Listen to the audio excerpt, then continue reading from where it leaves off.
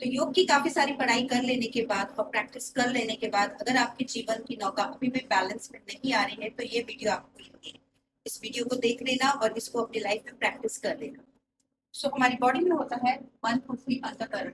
इसको अगर मैं आपको साइंटिफिक लैंग्वेज में समझाऊं तो हमारी ह्यूमन बॉडी वर्क करती है सेंट्रल नर्वस सिस्टम पे, जो कि रेगुलेट करता है हमारे ऑटोनॉमिक नर्वस सिस्टम को। नाउ हमारा ऑटोनॉमिक सिस्टम डिवाइड है पार्ट्स में, parasympathetic and sympathetic nervous system.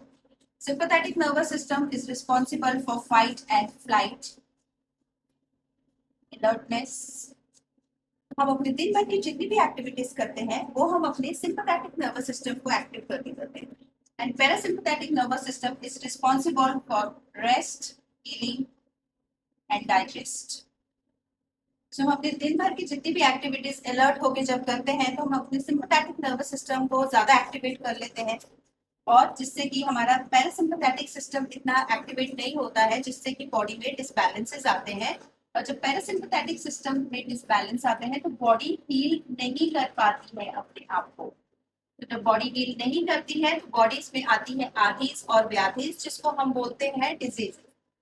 मेरा पर्पस आपको ये समझाना नहीं है कि कैसे central nervous system human body में वर्क करता है। My purpose is tell you something else कि आप इन दोनों को बैलेंस कैसे कर सकते हैं। सो फर्स्ट जो है आप अपनी 1:2 रेशो ब्रीदिंग पे वर्क करिए, विच मीन्स अगर आप 1 सेकेंड इनहेल कर रहे हैं तो 2 सेकेंड में आप एक्सेल करिए। अगर आप 3 सेकेंड में इनहेल कर रहे हैं तो 6 सेकेंड में एक्सेल करिए। सेकेंड आपको जो है स्टिलनेस पे वर्क करना है। स्टिलनेस के लिए आप किसी भी प्रकार का आसन ले सकते हैं। प्रैक्टिस के लिए आप शवासन ले सकते हैं, सिद्धासन ले सकते हैं, वज्रासन ले सकते हैं, और आपको उसको स्टिल रह के प्रैक्टिस करना है।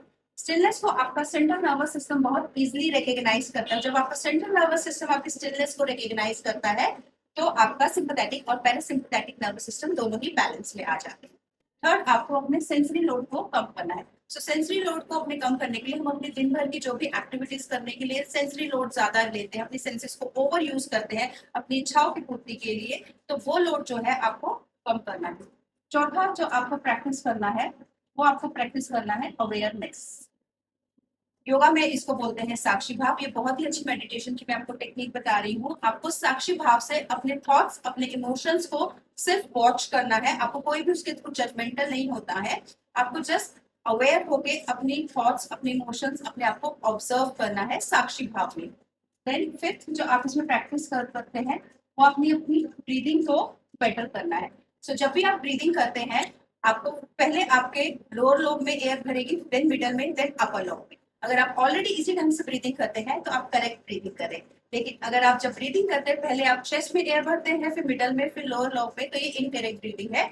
आपको शैलो ब्रीदिंग को प्रमोट नहीं करना है, तो अपने ब्रीदिंग पैटर्न को करेक्ट करना है, ठीक ढंग से ब्रीदिंग करना है। जब आप ये सब चीजें अपनी लाइफ में इंप्लीमेंट करते हैं आप अपनी लाइफ को एक सही डायरेक्शन में ले जाना शुरू कर देते हैं, और 80% योग आप अपनी लाइफ में इंप्लीमेंट कर लेते हैं। नमस्ते।